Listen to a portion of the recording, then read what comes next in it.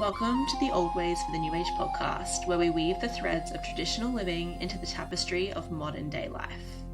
I'm Hannah Forrest, a herbalist and naturopath with a deep love for plants, seasons, and the quiet rituals that shape how we live and care for ourselves.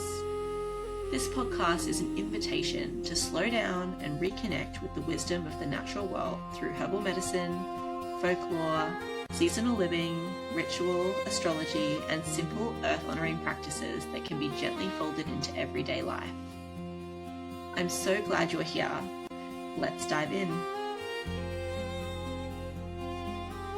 I wish to begin by acknowledging the traditional custodians of the land on which I live and record, the Wurundjeri people.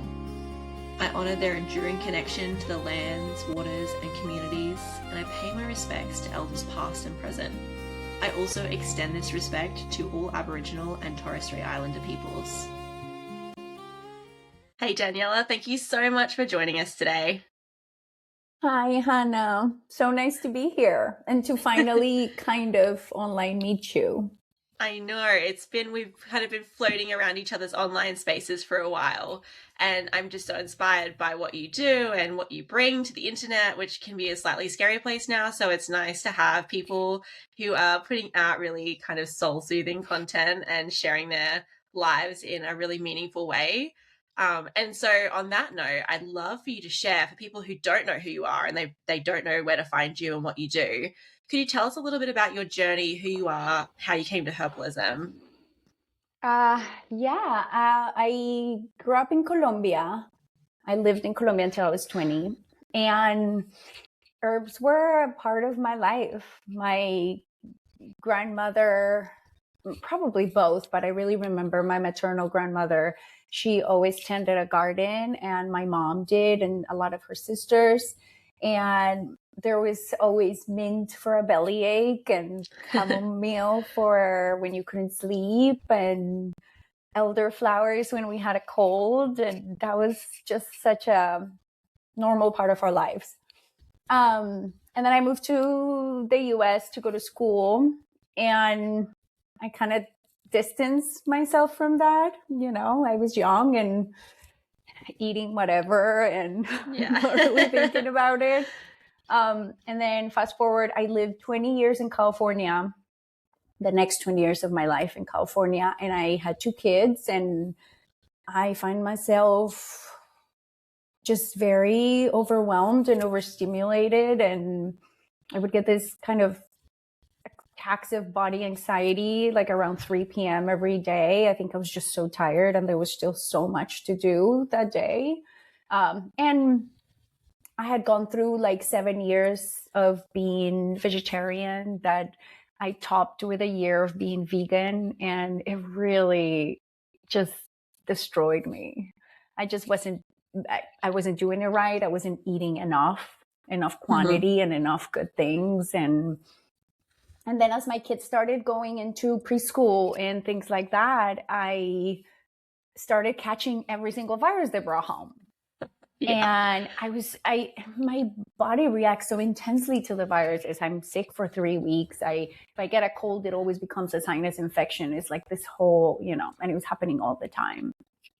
So I found myself looking back at herbs. I'm sure talking to my mom, she would always be like, oh, you should try this. And I would like roll my eyes until one day I finally did it. So I started with herbs that had antiviral and immunity boosting properties. And I had a lot of viruses to experiment with. And I managed to stay healthy through a lot of them. I went from catching every virus to being able to nurse my kids through colds and stay healthy through them. It's amazing. Yeah, and it made a huge difference. So I went back to drinking herbal infusions, which was such a common thing in my life growing up. And when I started drinking daily herbal infusions, I started realizing that I was also super dehydrated. I had just always been dehydrated. And it makes sense. Like when I went to school, they didn't send us with water bottles or, and I just didn't know, but my digestive system started working really well. And the overstimulation wasn't fully gone, but it was a lot more manageable, and I could handle more, and I felt more focused, and I felt more just resilient and able to do life. And I think, drinking herbal infusions every day, there's minerals and vitamins and all of these amazing magic plant wisdom that seeps into your body, and it starts re-nourishing you from within. So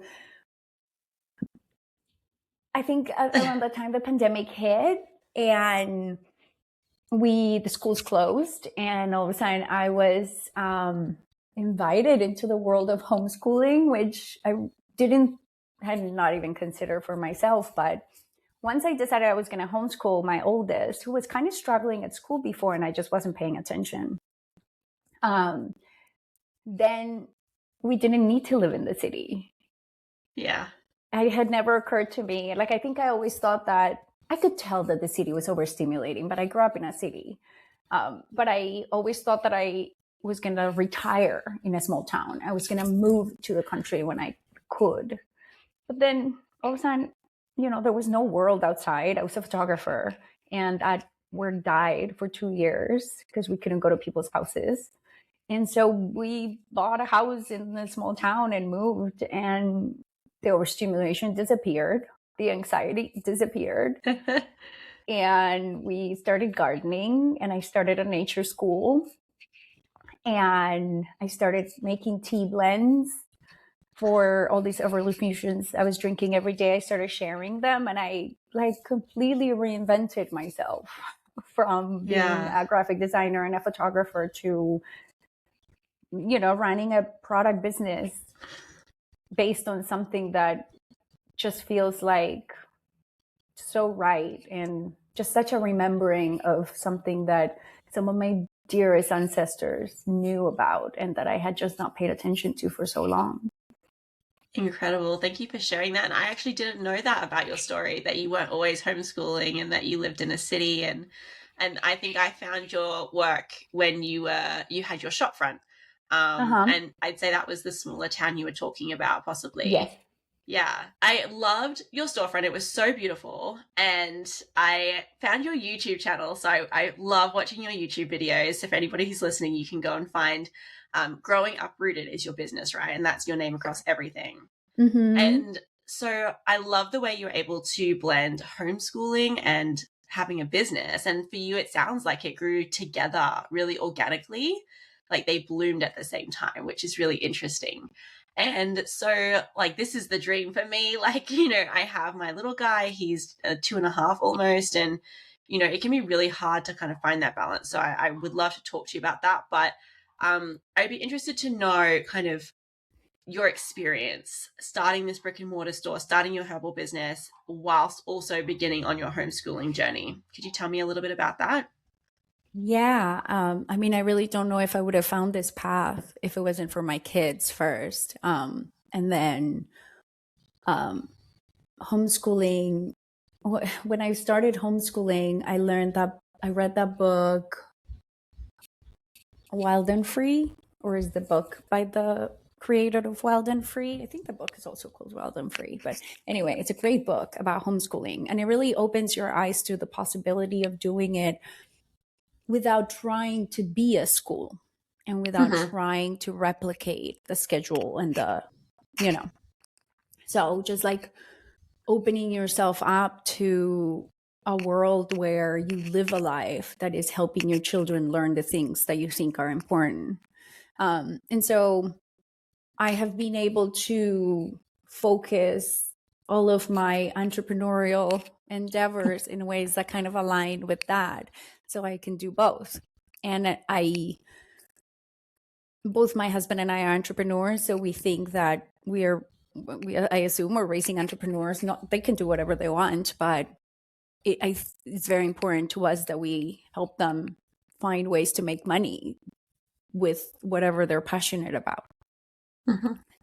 So we moved to Rywood, which is a little mountain town in the Angeles Forest near Los Angeles. And there was a huge homeschool community, which was incredible. I wasn't expecting that. And we connected with some really beautiful people that we loved, and we got so much from one of my best friends is an aeronautic engineer who left her work at NASA to raise her 4 kids, to homeschool them. Wow. And so she created this whole math curriculum. You can find it online. It's called Minimalist Math, which she gives away for free or almost free. And it's so brilliant. And she's one of those really wise women that has guided me and like helped me not feel afraid, right? It's like, am I doing enough? Like, this is such an experiment, because neither my husband or I or our parents, nobody was homeschooled. But now I have, my oldest is 13 and she's in middle school. And now I have no idea what high school looks like as a homeschooler. I have plans, but now I can talk to you about elementary, and I feel super confident that you don't need a school and that you can make it work. Yeah. But yeah, so we opened, the brick and mortar happened because I started selling my herbal teas, and, a product business takes up a lot of space, and I had kind of taken over my house and I was looking for storage. And in the search for storage, I found this beautiful commercial space in downtown, our little town. And our little town we don't live there anymore. We live in Wisconsin now, but our little town was very small and sleepy. So real estate was really cheap for commercial space. And I originally bought it for storage, but then it was just such an amazing space right in the middle of downtown that I ended up dividing it between kind of like a kitchen space where I did my product making, a retail space where I could showcase my products and my friend's skincare and a few other local vendors, and a community space that had a big table and chairs. And my idea with the community space was, one, the girls could be sitting there doing school, coloring, whatever, while I was working. And two, we could build community for both myself and my kids. So before having the brick and mortar, I was hosting monthly entrepreneur women's groups out of my garden, but it got difficult during the winter and I didn't have a great house to host people. So then we moved that into the shop. That was wonderful. And we taught Spanish classes for homeschool kids. My friend started a homeschool enrichment program, and she was bringing all the materials and doing it there for a while. We did book club. My daughter started running a dehydrated fruits business with one of her friends, and we ran it out of that space. So it just became this home that could hold all the things. And I wouldn't say it's easy to homeschool and be an entrepreneur and all of the other things together.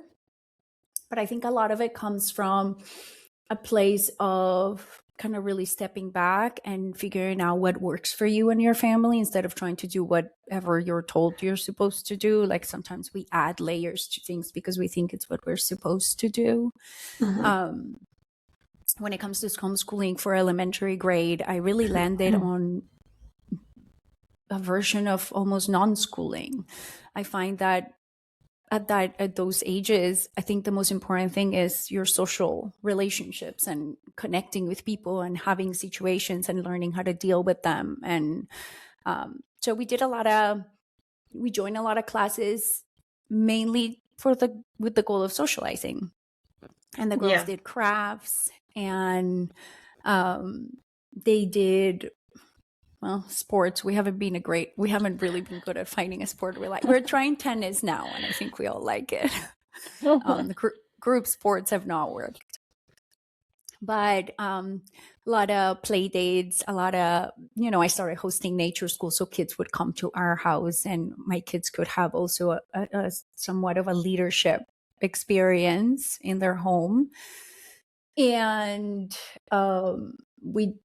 aside from that, it's important to keep up with your math because it kind of grows exponentially, and you don't want to stay behind. And it's important to learn how to read and write.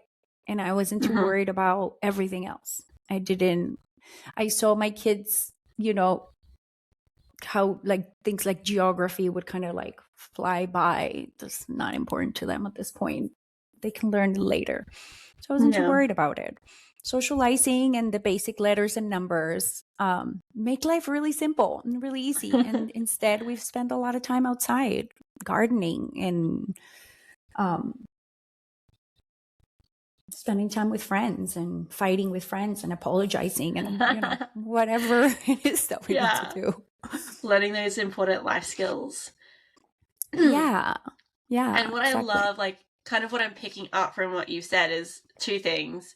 One is that you're so proactive, which I love, like, not even just with the, like, you have been willing to kind of make changes your entire way along since this began with your kids starting, like daycare or preschool or, and getting those illnesses, and even just moving to the US for school, like you are very able to action those kind of intuitive feedback, bits that you're given, like some people call them downloads,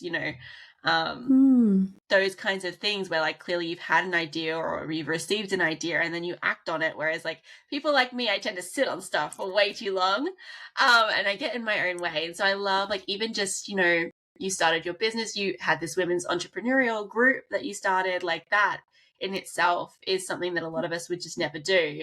And I just love that you just took the initiative on that and just did it, and it made a positive impact in your life. And that's really incredible. But also, I really just like how you have created this, really unique situation where you just, let it all happen together. And I think a big part of it must come with a bit of a reframe in your mind too, right? Like, as you said, even within homeschool communities, there is expectation, right? People have ideas on like what that should look like. You should use a curriculum. No, you should world school. No, you should unschool. You should, use like a Waldorf Steiner style of home education.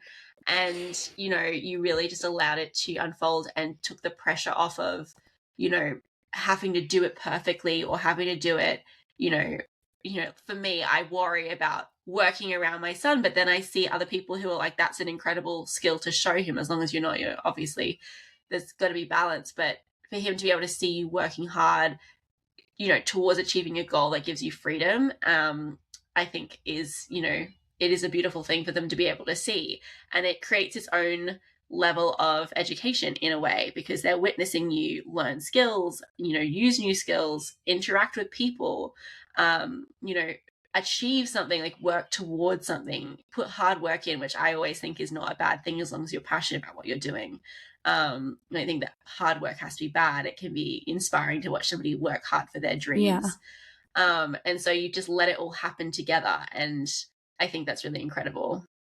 I think even as women, for them to see us put ourselves first and work on the thing we want to work on. Yeah. I have certain, I don't have a lot of rules and a lot of boundaries, but I have some basic ones that really work for me. So like my kids have a lot of free time. And so we have, they get screen time at 5 p.m. every day. Right. And so I don't have to spend all day with them asking, can I do screens? Can I watch? It's at 5 p.m. You get it every time. And so it forces them to be more creative on the days when they don't have like activities. For example, Fridays, my kids are gone 7 hours. They're in a Waldorf farm program. So that day they don't really have to. But on the days that they're home, they often make themselves their breakfast, and we're around if they need help, and they'll take care of a lot of their eating, and they get, like, my 13-year-old does her own laundry, and they have the time, which is something that I love about homeschooling. They have the time to learn these things that I didn't have time. When I moved to the US, I was 20. And up until that point, I had been told what to do and where to be most of my life by my parents or this educational institution I was a part of. And so it was like I spent, the first 10 years alone, all my 20s, trying to figure out who I was. And I see my kids, they have time to know who they are and to explore their passions and uh and to witness. I think the product business is at a point now that I could, and my husband has invited me to explore maybe outsourcing the manufacturing because otherwise we are in the process of like turning an old barn into a warehouse and turning an outbuilding into a commercial kitchen, which is not cheap, but we'll do it slowly. And the business doesn't grow fast either, because half of the time I'm homeschooling or parenting or whatever. So I don't have all the hours in the day, but I like the idea of outsourcing maybe someday. But right now, I like the idea of these things happening around my kids. And, but my 6-year-old can't help a ton. But when I'm making salves, she opens the canisters for me and then closes them up when they're ready. And she can put labels, some of them. They're always crooked. And my 13-year-old can help so much. She can help bottle. Once I blend my herbs, she can help put them in the containers and close them. And there's a lot of work where it comes to like sealing the canisters and putting labels in and stuff. She can help with that.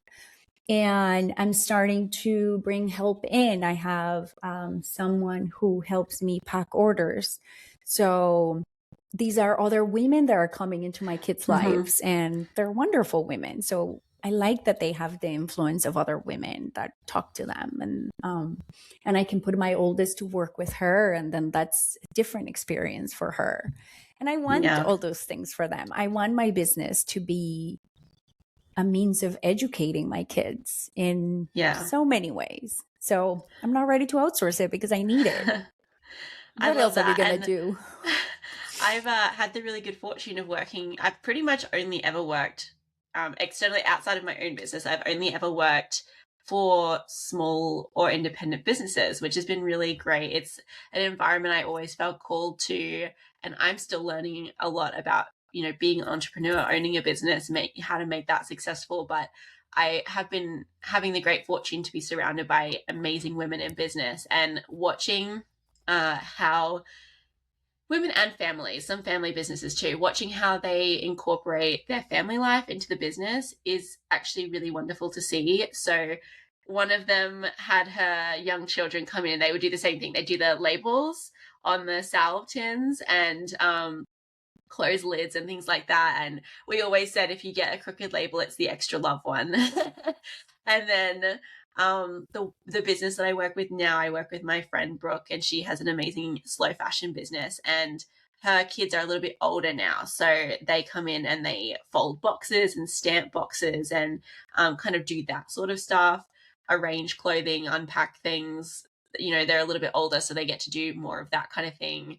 And I've worked in businesses where kids have grown up in the shop front, and they've, helped learn the counter really young on how to check out just a drink or something like that, and how to sweep floors and that kind of thing. And I think that, if we think back to the way that our grandparents lived, that would have been a part of it. Like that actually would have been, whether they were homeschooled or not, on the weekend you worked for your parents in their shop. And like I know that was my mum's experience. My grandfather always had shops growing up, and he had an organic garden and he grew food for cancer patients, and she was involved in all of that, and she got to see all of it. So whether you homeschool or not, I still think that there's so many lessons to be learned in that, whether your kids are with you all the time or part of the time.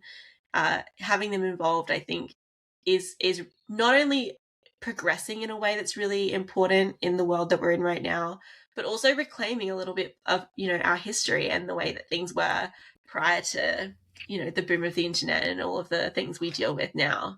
But I'd love to know, because obviously it's not easy, as you said, like these things, I'm sure it's not been like a zero tier, always like easy situation.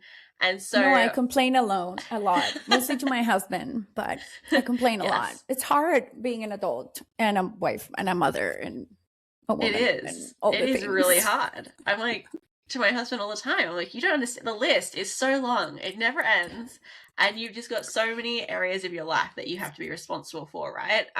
Especially as a woman, as a mother, like that, it comes with layers, it does. And I'd love to know, like, were there some kind of significant challenges that you feel like you faced, and are there any particular lessons that you feel like this journey has taught you? I'm sure there's a lot, but yeah, I mean, the idea that we can do it all ourselves is a huge challenge. And so there's seasons in our lives where we find ourselves having more to do than others. Like when my parents come to visit, it's my favorite time, but then I'm also a daughter. That's like a whole other layer. I feel that. Yeah. My business, I've been doing it for 4 years, the product business. And it's last year it became what I say a real business, because we have demand and we wake up to orders that we have to fulfill. And so it was really hard. And by the end of it, I felt really burned out. And we moved last May. Yeah. We left California and we moved to Wisconsin. And so the winter of last year was really sad. So much grief leaving our community. I worked so hard for that community and I love them so much. And it was so hard to leave. We were so excited for what was coming, and we were going to be closer to my husband's family, and we were going to have 4 acres of land, which was really exciting. Yeah. And we were getting away from the fires in California, which was great. But it was so much moving and navigating and like trying to be really present for my kids so they could transition in a way that felt good, not traumatic.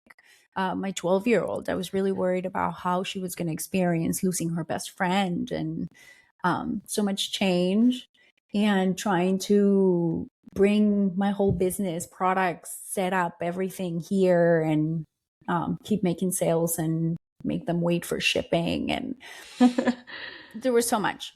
Yeah. So this year, we have been really working on finding support. And what my husband keeps saying, he always has kind of like a mantra or something for the new year. And it's always just so perfectly fitting and wise. And this year, I don't remember the actual mantra, but it's something about like, we can't do everything ourselves, so we can't help everyone, and we need help. And that's the, and you know, and when we feel overwhelmed, we do that. So we hired, we've had a housekeeper that comes every 1 or 2 weeks. Most of the time we've been married, but we hadn't found one here, and we actually like put in the work to find one, and we found a housekeeper, so we don't have to. My husband was spending the weekends cleaning the floors and the kitchen, and we hired, I hired help packing orders, so I'm not doing that most of the times myself. And then we also hired a special fairy godmother lady who is coming 3 times a week for 3 hours, and she comes and she cleans the kitchen, and she deals with my little one's laundry, and she picks up after my little one, because she is like, she's like a creative engineer, brilliant mind, and like the house explodes with art and mess, and I don't want her to stop, but I hate it. Like, I hate the mess, and I feel so overwhelmed. But now it's not my problem. Somebody else is. She's basically hired to help with the kitchen and help support my little one's life. Yeah. And she's just here 3 hours, 3 times a week. And it has been a huge game changer. It's just like knowing that I don't have to clean the kitchen in the morning. Allows me to feel calmer, and just like I wake up and I read to the girls, and like that's one of my biggest favorite parts of homeschooling. I just read a lot to them. I read a lot alone, and I read a lot with them, and I just have this idea that I don't know anybody who loves to read that's not interesting. So that alone that is probably enough. They can learn, you know, if they want to be engineers or whatever they can learn those things later. But if they're interested in reading, and they're fine. They're going to be fine. Yeah, I really like that. Yeah. So I get to do that a lot. I read to them a lot, and then we do school, and I'm a very fiery person, and I have chosen to do math with them myself because we do my friend's curriculum that is really simple. But sometimes I get really impatient with them. And I'm finding that having someone here in the house keeps me in check a little. So Yeah. I'm more graceful, and a more patient parent because I'm being watched. I feel like I'm always do better when I'm being watched. So it's good to have people around. You're only human. You're only human. So that's working really well. So it's, finding help, finding ways to make that work. It's this weekly help we're getting is not super expensive, and my husband and I both work hard so we can get these things. So you gain some expenses, but I'm just enjoying my kids so much more since I have help, and I have more space, more bandwidth to do all these things. And she's so wonderful, and she wants to work more. So I'm starting to bring her into the apothecary and have her help there too.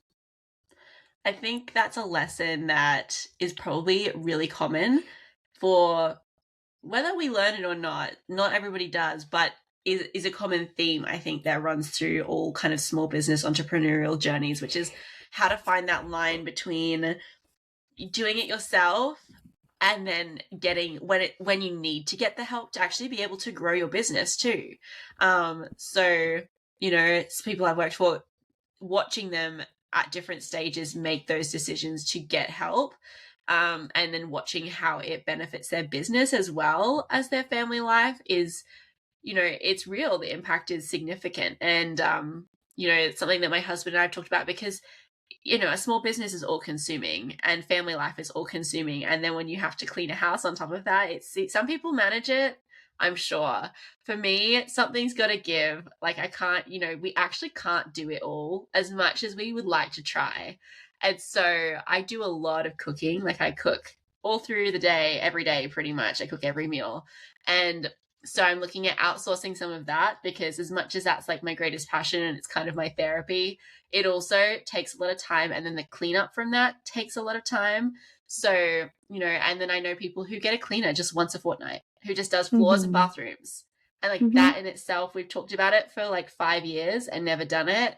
And so that's kind of on my list, because your time is either spent on your business with your family or on your home. And it's not a big expense if it's every 2 weeks. It's actually not that bad. We kind of just, I think a lot of us just, first of all, you go spend the time to find it, and then sometimes that feels like it's not like I've got so many things to do. But I think those little steps where you can outsource and get help can help us progress in our lives in all areas with so much more ease. So thank you for sharing that, because I think that's a really important message for small business owners. And I think there's probably a lot of them who are going to listen to this. So I think that will be really helpful, and maybe is the push for some of us to kind of get our stuff together and outsource that and make it a priority. When I had this new helper, Katie, start coming, I felt really shy. Like, I can wash my own dish. I've been washing dishes every morning for forever. Like, I can wash my own dishes. I don't know. I just felt shy that somebody had to come and wash my dishes. And, we leave, if we're leaving the dinner stuff there, it just looks so ugly, and I don't want anyone to see it. But then she started doing it, and it's just so incredible. Like, the kitchen is clean and I didn't do it, and it just feels like so magical and like such a gift. And and I think that's the trick, is figure out your priorities and figure out what are the things that you really don't want to do. And I do kitchen well, and I even find washing dishes relaxing, but that's not how I want to spend my mornings. And every time I see it, I'm like, oh, and it still only takes me 30 minutes, but I still was like, oh, I don't want to feel like that every morning. And instead, for example, something that really comes to mind that I think a lot of us overlook is I want to be softer. I want to feel calmer. I want to connect with my husband. I can't do that if I have a million things that I don't even enjoy doing that I have to do. And then even if I don't do them, then I feel so heavy because I didn't do them. So like how do we eliminate some of that weight and find help for it so we can remain open and loving for the things that we really want? And you know what I love about it too is it's helping Katie to support herself in a way that feels good for her. Yes. And the people that you're bringing into your apothecary, that helps them to work and make an income in a way that feels aligned for them. And so I think if more of us can be focused on the things that we're really passionate about, I have this belief that we would all be a lot happier, and that there's people who love cleaning pipes, and there's people who love like mowing lawns. That's not my jam, but somebody loves it. And so if we all just did the things that that lit us up, I think it's not going to solve all problems, but I think a lot of us would be happier and living a more fulfilled life. And I don't hate cleaning. If I had a business cleaning houses, I would probably feel good doing it. Like I said, I actually like cleaning the kitchen and washing the dishes, but it's just too many things. I'm trying to do too many things at once. That's the thing. And so which ones can be done by someone else, and which ones really, like, I think me reading to my kids is probably one of the biggest, long lasting, most valuable gifts I can give them. Like they're going to remember that. They're going to have a connection with books, a relationship with these stories, memories, feelings, good feelings in their body, because books give us that. And I want that to be me. I don't want that. I don't want them to remember Katie reading to them. I want them to remember me. So I'd rather do that. Absolutely. And, like, obviously we've talked now about like having all the plates in the air and like, trying to kind of cover all these different areas of your life and your business. And, self-care kind of comes into that, right? And so part of your self-care is obviously outsourcing. That is a form of self-care. Yes. A huge one. But Definitely. Are there any other kind of tools or rituals that you lean on for self-care to prevent that burnout that you talked about? Yeah. Well, this whole reinvention of my life came about from starting to drink herbal infusions and feeling so much more supported and resilient and just able to be a mom and all the things. And that became, it's something so beautiful, because I've always known that I have a hard time sticking up with routine. I get bored easily. I need change. My interests change. And this is something that has just stuck. I don't know how, but it's been, I want to say 8 years now, where every single morning I start the day with a teapot of an herbal infusion that I make for myself for the rest of the day.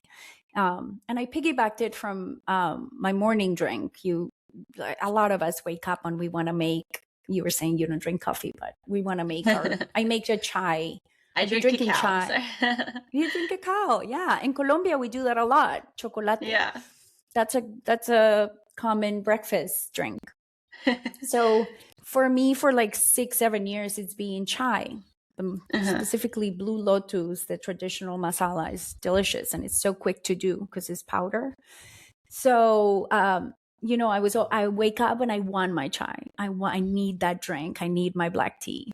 And so I started heating up a whole kettle of water, and I would have enough water to make my chai, and then start a teapot of an herbal infusion.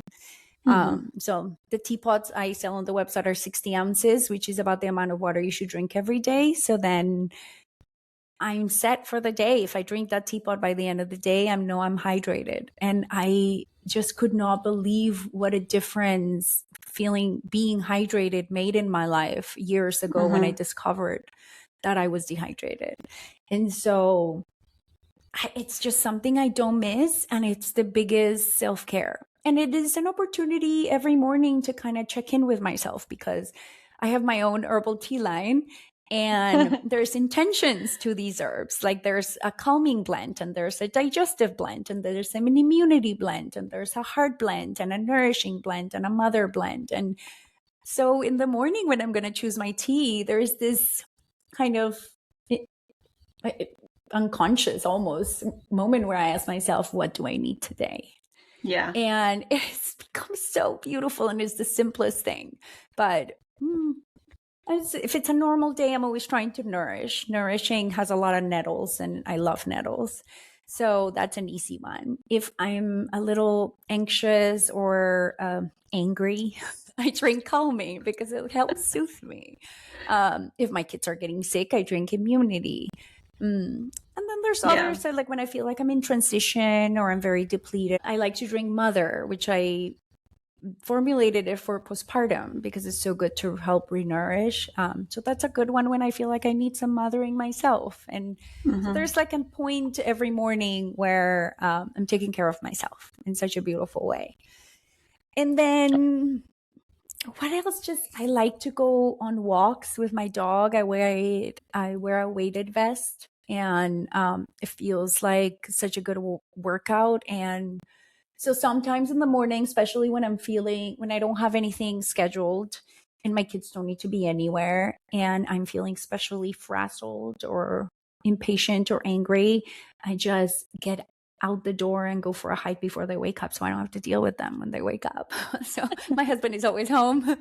And then when I come back, I'm in way better mood to, help make breakfast and like read and like do whatever, but I just needed to escape. And then I bring my audiobook and I walk for an hour or two, and and I get so tired in the most delicious ways. That's one of my favorite. And gardening during the warm months is also just the best form of self-care. Just outside, getting dirty, so good.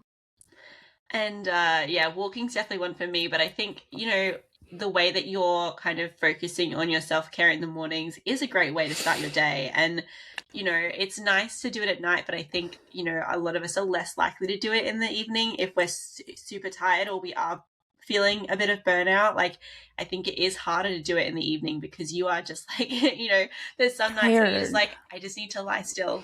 Nobody look at me. So, being able to do it in the morning, I think sets your day up right, but then also helps you to feel better by the end of the day. Yes. For me, self-care in the evening is a glass of wine or a beer and reading. Reading a book or catching up with my favorite YouTuber, or that it's the mornings. I know that there's things to do and I want to be open for what comes and open for my kids. I have my kids at home all day and my husband is at home all day. So I try to do things that make me feel calm and more open. And then at night I get to, my kids are doing screens at 5, so I can have a glass of wine and read a book and nobody is going to bother me. I love it. Are there any particular plant allies? You've mentioned kind of all of your blends there, your teas. Are there any particular plant allies that you feel a strong connection with? Are there any that stand out to you, or have you had any experiences with certain plants that are memorable? Yeah, it's so hard, right? Because there's so many. I'm going to try to briefly mention 3 that are very special to me. I mentioned nettles already. I immediately go to nettles whenever somebody asks me that question because it is just such a resilient plant and so full of nourishment. And as women, we tend to be depleted in minerals, and nettles is such a great source of them. And it just has this kind of incredible protection system that is reminding you to protect your boundaries and protect your space. And nettles has a magical way of like popping up wherever I live. So nettles and I have become really good friends over the last decade. I didn't know it in Colombia. It does exist, but my ancestors didn't use it. But so that's a great one. And when it's fresh, I like to throw it in soups all summer long, to stews, lentil stew, things like that, just for extra nourishment. This is like almost 3 times more protein than spinach, for example. Yeah, amazing. Really nice. The second one I would say is rose. I think I have 9 blends plus spring, summer, fall, and winter, and at least 5 of them have rose petals. My grandmother's first name was Rosa. Rose in Spanish, and she kept her front garden was full of roses, and working with roses just makes me feel like I am connected to, like, I don't know, the most beloved part of where I come from. I admire her so much, and she's gone, but she's beautiful and wonderful and treated everyone so well and kept such a close relationship with plants. So rose feels really close to me. It doesn't necessarily add good flavor to foods and to drinks, and it doesn't necessarily, it's not one of the most nourishing ones either, but it just feels like so heart opening, right? Yeah. So beautiful. And then I want to mention oat straw, because when I first started in my path, once I rediscovered herbalism, I took it as an opportunity to reinvent myself. I wasn't taking photos because of the pandemic. So I first started with a beautiful apprenticeship with the School of the Sacred Wild.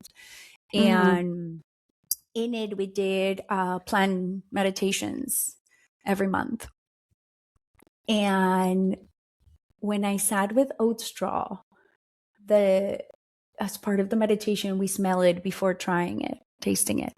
And when I smelled it, it took me back to, I was still living in Pasadena, near Los Angeles. And it took me back to a time when we visited our family farm when I was little. And it smelled, to me, that farm smelled like oat straw, and I didn't even know. Yeah. And all of a sudden, it just became so clear that I needed to get out of the city. And it was just, it was such a, I don't know if it was that clear in that moment. I just remember the farm, and I remember a feeling of longing and like a pull, like that's where I belonged. And then within a year, we were living somewhere so much more rural, and I was feeling so much better. And it's interesting because oat straw is an ally of the nervous system. And it's an ally for people like me. We have so much air in ourselves, right? So vata, that we're like, kind of like a kite in the air, and like the world moves us one way or another, and we feel exhausted after it. And oat straw was telling me that I needed to get out, of the city, even though I've lived in a city my whole life up until that point. And obviously you have such a strong connection with your ancestors through plant medicine. You can tell just through your stories that you've just mentioned. But it's so funny. Like, my friend, we were doing a podcast episode one time, and she asked me kind of what my top herbs were. And this happened in an interview as well, a job interview one time. They asked me what my favorite plant was, and I said oats. And everyone is always shocked. And I don't know why, because oats are such a powerhouse as a food, as a medicine. Milky oat tincture and oat straw tea is one of my favorites.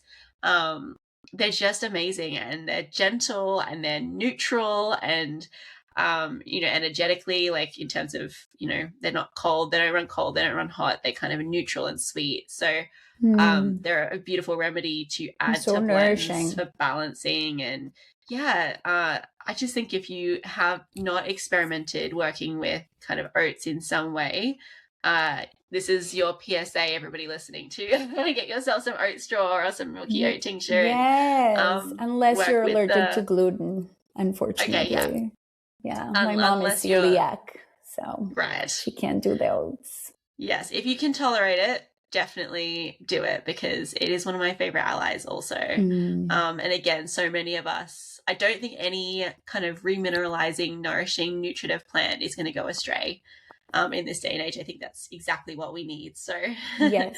Yeah. Well, Absolutely. Thank you for sharing your allies. And let's just cover could you give us a little bit about what a day in the life looks like for you?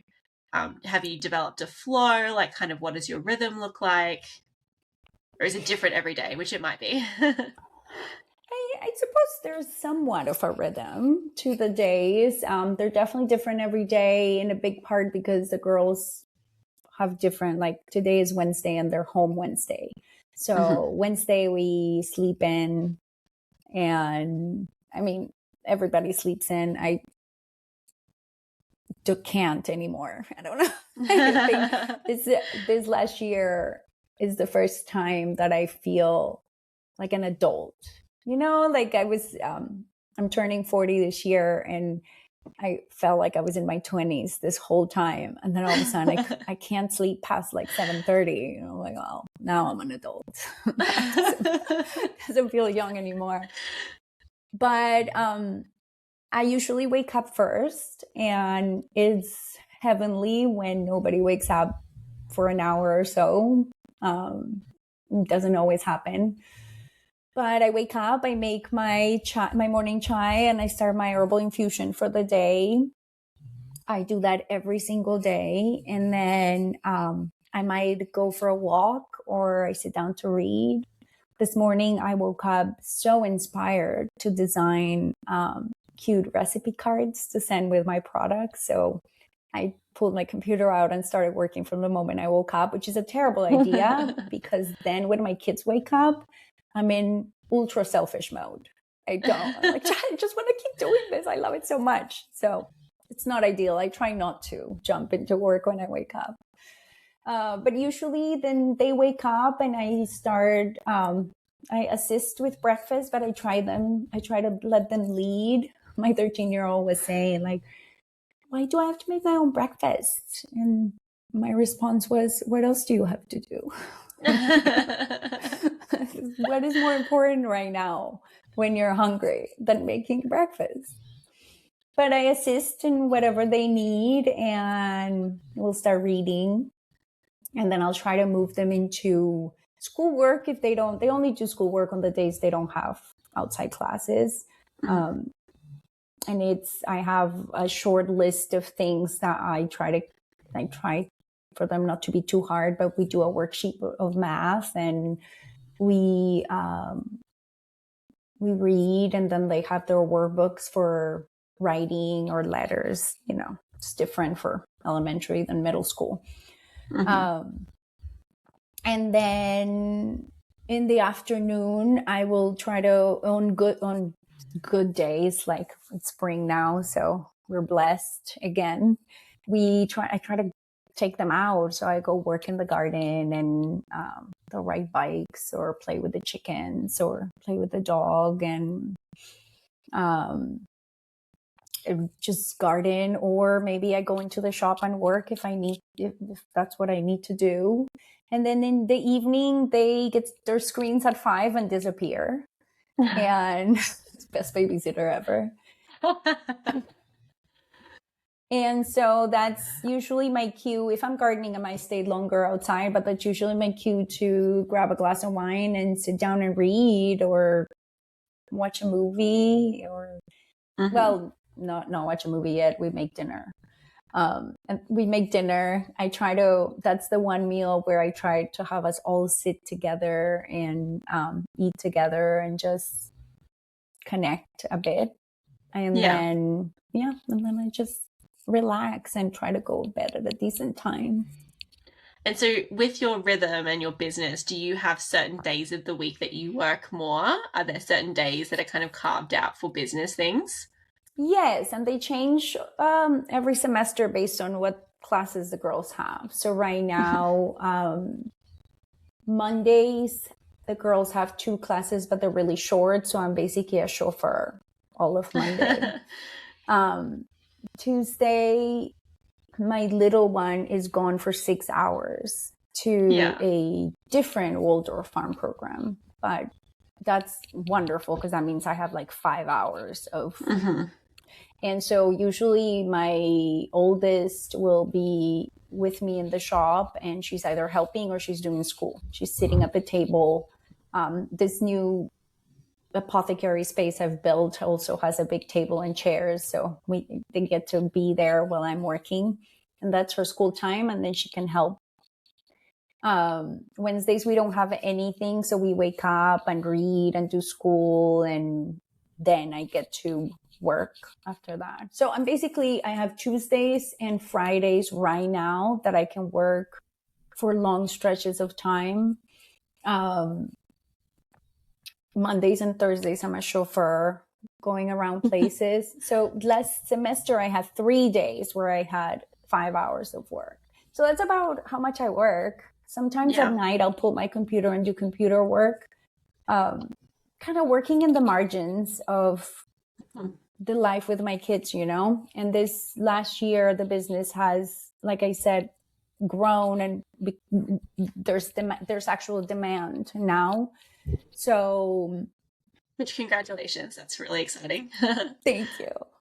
So I've been doing a lot of soul searching and figuring out how to stay connected to the business, but not strive to grow it. Which now, at the point that the business is, I know that the business is going to grow. It's bound to grow. And I feel really comfortable in that knowledge. I don't doubt that it's going to grow. And so I don't have to kind of hustle and make content all the time and try to talk to people and explain. I can just kind of trust that it's going to grow. And now it's more a matter of, okay, it can't grow that fast either, because I am a mother and a homeschooling parent first. Or I don't know if first, because my business is such an important part of who I am, and it makes me feel so good about myself. And I love that. And I think it's great. But I am only going to be a mother and a homeschooling parent for another 10 years. This is this decade, and then it's done. And then I can like focus on. And when I was trying to reinvent myself, and I, became a clinical herbalist and did this whole work to get to this point from being a photographer, so much was thinking of, where do I want to be when I'm 50? What do I want to be doing when I'm 50? What do I want to be doing when I'm 60 and I'm not a mother anymore? My sweet mom was a stay-at-home mother, and I saw her really struggle when we left. That's kind of what she did. And it was really hard for her to lose such a big part of her life. And so it's been really important to me to not let my family be all of it, and to feel like, and to not put that burden on my kids, because it was hard for me too, knowing that my mom expected me to try to make up for the fact that I had left in some ways. So right now is not the time to grow the business in those like amazing Instagram worthy ways.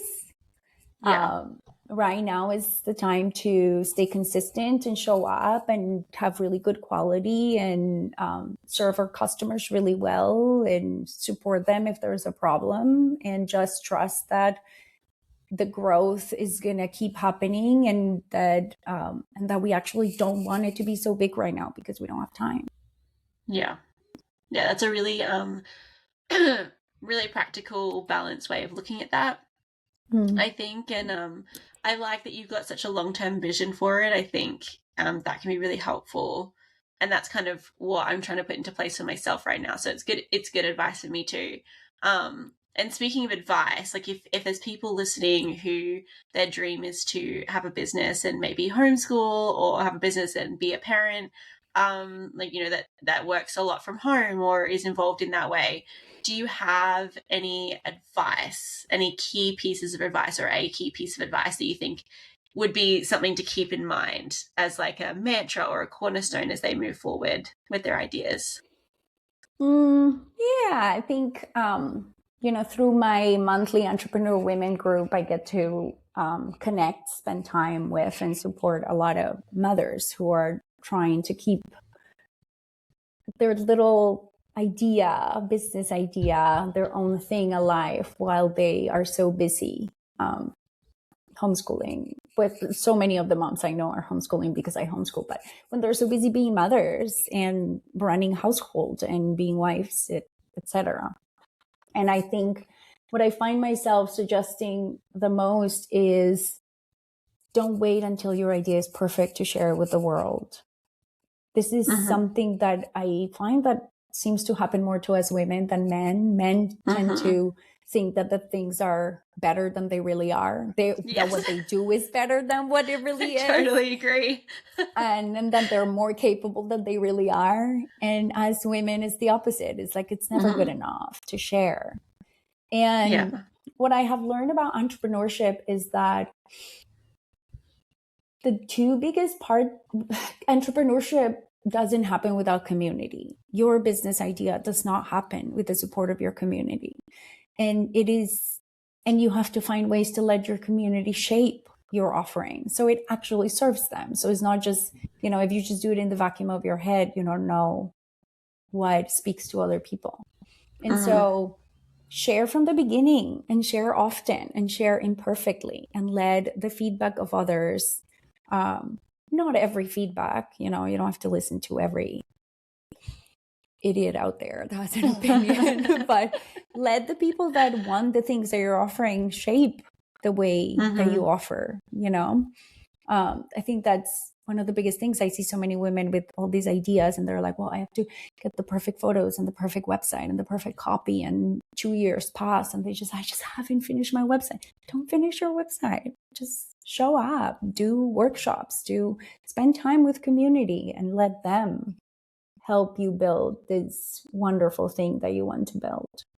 So I think that's the first one. And then the other one is forget how everybody's doing it and figure out what works for you. Like if you're a mother too, you're going to have to work, like I said, in the margins of being a parent. So find your own pace, and your own pace is perfect. You don't have to. My husband was really helpful with this, because when I started my business, he put it in the context of going to college. He was like, starting a business is like going to college. So the first year you're a freshman and you have no idea what you're doing. The second year you kind of have a little more idea, and you know a few people. And by year 4, you're like, okay, I got this. This is an actual business. And this is exactly how it has happened to me. Year 4, I realized, okay, this is a real business. And so it takes 4 years for you to just start feeling like it's a real business. And that's okay. Take your time. Yeah, that is really great advice. I think that's going to resonate with a lot of us. And so I appreciate you putting the thought into that, and being so willing to share and help others who are on their journey. I actually had one question for you. I wondered, so you've spoken a couple of times about your like kind of entrepreneurial group, like your women in business kind of group. How can people go about finding a version of that? Like, how did you started one by the sounds of it, but are you a part of others? Like, how did you kind of get involved with that? I was a part of a really beautiful entrepreneur women's group hosted by a dear friend, Chelsea, who moved to Puerto Rico and stopped. And that was a really good foundation for the value and power of coming together with women. And I haven't found something else like that, which is why I keep hosting it. I just invited, next week is my first meeting here in Wisconsin. It took me a year to kind of, settle in. And I invited 13 women that I met through markets and life for our first meeting here. And I've always hosted it free, and it's once a month, and I gained so much from it. It's 2 hours, and I can give you a little breakdown of what it looks like, because it's kind of structured and really easy if somebody wants to start in their own town. That would be amazing, because I think small business can be quite lonely, right? For a lot of us, where and we're bouncing ideas again off ourselves a lot of the time, or off our poor husbands who are like the second in command.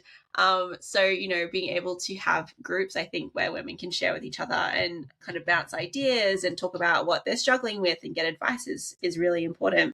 So powerful.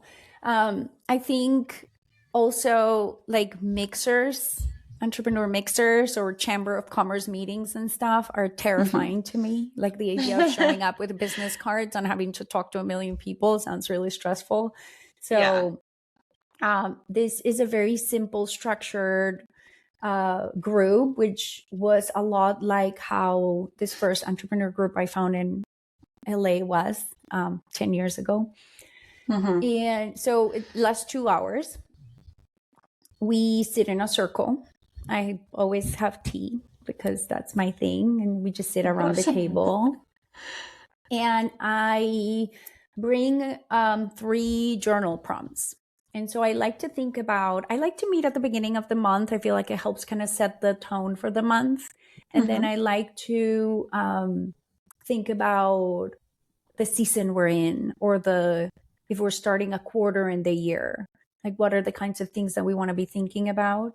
And so some of those things help me decide what journal prompts to write. But I mean, they're really simple. And now you can just go to ChatGPT and say, give me 3 journal prompts for my group.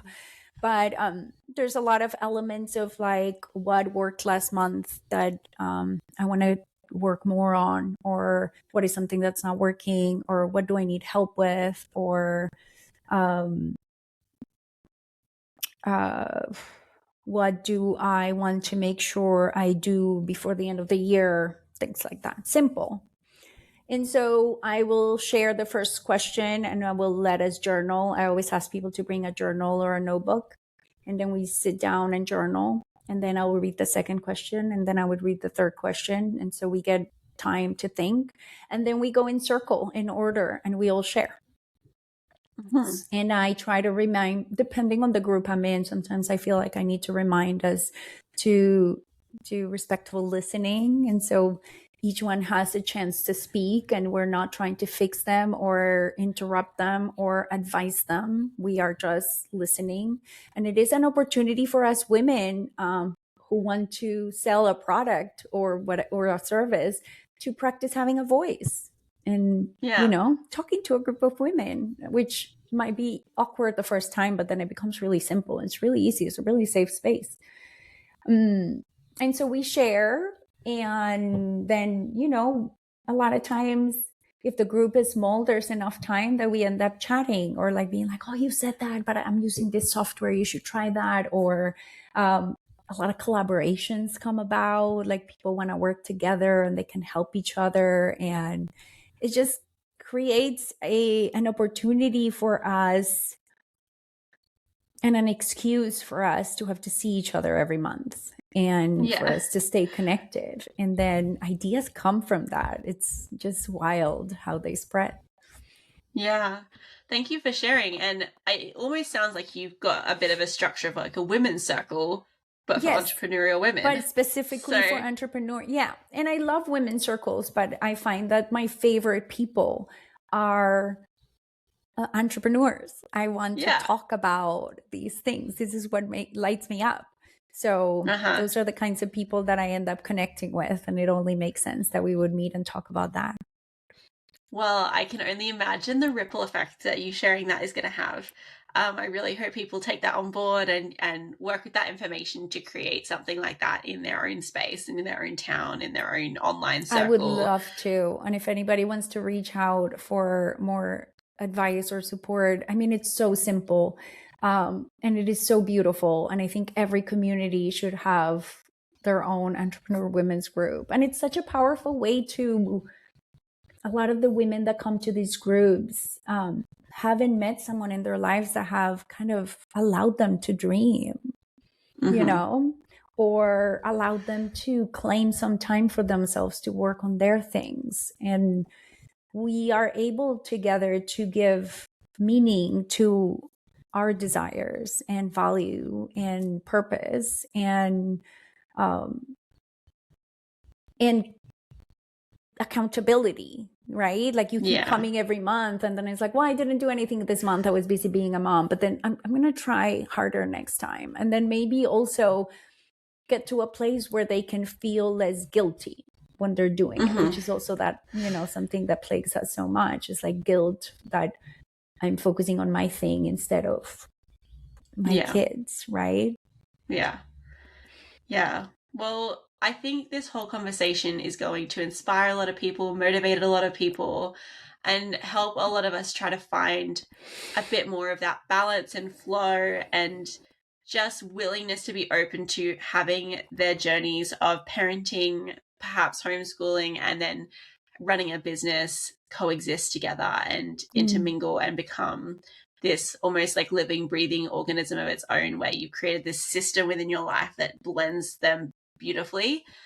Whether it's, it's not always going to be easy, but allows it to happen in a way that we can be more receptive and open to it, rather than feeling that guilt and that, feeling the pressure of external expectations and societal pressures and, the influence put on us to do things the way that everybody else does, or, the way that, the structures, that are in place want us to, I think that that's really empowering for people, to see that you've done it in a way that felt really good for you for the most part, and, has allowed both your children, yourself, and your business to thrive, actually, all of you, and so if people want to find you, find your work, what you're doing, support your work, how can they do that? So the website is growinguprooted.com. Instagram is the same at growinguprooted. YouTube is the same. I did a series on YouTube called Finding Midwest, which I loved it. I've watched a couple of videos, I rewatched them after, and I feel so shy about it, but again, it's like, it doesn't have to be perfect, just put it out there. I really enjoyed it, I have to say. That was like my favorite videos to watch. I really enjoyed them. Thank you. I'm trying to gear myself up to start again, because we're working on the barn, turning the barn into a warehouse and all these things, and I feel like there's so much fun. I love making videos. I went to film school, so your videos are beautiful, so yes. So we did Finding Midwest, which is the story from like deciding to move and leave California that we love so much, and transition into the Midwest, and how it went until this last winter. So it's a nice little story of what happened last year. That's where I'm at in those places. And you do wholesale as well, don't you, with your products, if people are listening from the States? They are on Fair. But if you are interested in buying wholesale from me, I would ask you to go to my website, growinguprooted.com, and go to the footer and find my direct link. So you come from me instead of from the search in Fair. Yeah. But yes, it's been incredible. It has been incredible. We've been on Fair for about a year, and to see the teas pop up in different towns and beautiful boutiques all over the country has been incredible. And do you have any upcoming projects that you want to share? Is there anything in the works at the moment? Yeah. So, like I said, we're working on turning this farm into the business of my dreams. So we have an exciting, incredible barn that needs to be refurbished. We demoed all of the animal stalls from the downstairs floor last year, and we've cleaned it a lot, but it needs a new cement floor because there's a lot of humidity seeping through. So vapor variant and all that. So that's all happening this year. We're working on building the production kitchen in my apothecary. And so that's kind of like the big picture projects and what's coming soon. We're about to launch a new blend called Bloom. Oh, beautiful. And it has oat straw tops, which are like the flowers of the oat straw. And of course it has a rose for my grandma, and it has elderflowers and jasmine. I'm spacing on the rest of the formula, but I'm very excited. It's like a very soft, the color is a very light pink. I really like to play with colors with my infusions, and the flavor is very soft. When we think of flowers and they're colorful, we might think they're sweet, but they really are not. They're very calming, and they're very kind of like opening and inspiring. So just like a really, really soft blend for moments where you just really want to connect with your, feminine energy. It's pink. So pretty. I love that. So that's that. I'm really excited about that blend. And then next week, like I said, I'm hosting my first entrepreneur women's group here. So I think it's like the beginning. I knew I was going to need time. I really grieved the loss of my community back in California. And I just needed time to honor that and not push myself to do anything. But now I'm ready. I'm ready to build community for myself, and I'm ready to start opening the farm for homeschool programs too. We're going to host a free board game club. Fun. My kids love playing board games, and I stocked up with like some really amazing educational board games. And so since we don't do a lot of math, these board games can really help like exercise the brain with multiplications and all that. So we're going to be hosting a free club on Monday afternoons, and just like bring friends and play and have fun. That all sounds really amazing and exciting, and like you guys are gonna have a great time playing board games as well. I think so. I mean, I don't know how much I'm gonna play. Part of the reason why I'm doing the club is because I don't enjoy playing with my kids, so I need to bring them friends to play with them. Another version of outsourcing. It's smart. Yes, and it's great because their moms will come, and I do like to chat. Yeah. I just don't enjoy playing. Yeah.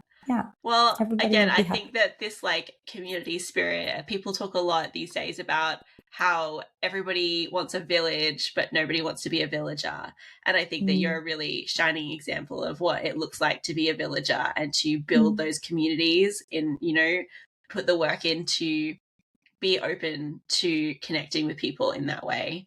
So yeah, thank you for sharing everything that you shared today. I think this is one of my favorite conversations I've had with people. I think, again, it's going to be so impactful, and there's a lot of really juicy info in here for people to take and apply to their own lives or learn from or, you know, resonate with. So I really appreciate your time, and I do encourage everybody to go and find your social media, watch your YouTube videos, Finding Midwest, and check out your line as well on your website. So thank you so much, Daniela, and I really hope we talk again soon. Thank you, Hannah. This was so great. Thank you for the opportunity to share. I always love to talk about herbs and building our business and how to make our lives more livable and beautiful. Thank you so much for your time.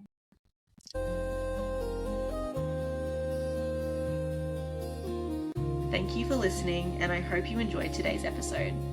Your support means the world to me, and if you have a free moment and would like to leave a review, a comment, or a rating on your platform of choice, that would go a long way towards helping me to grow the podcast and reach more people. If you aren't already subscribed, check out my Substack newsletter. Over there, I share lots of free resources, as well as an option to join as a paid subscriber, which is another beautiful way you can support my work. May what you've heard today guide you in living a little more slowly and a little more connected.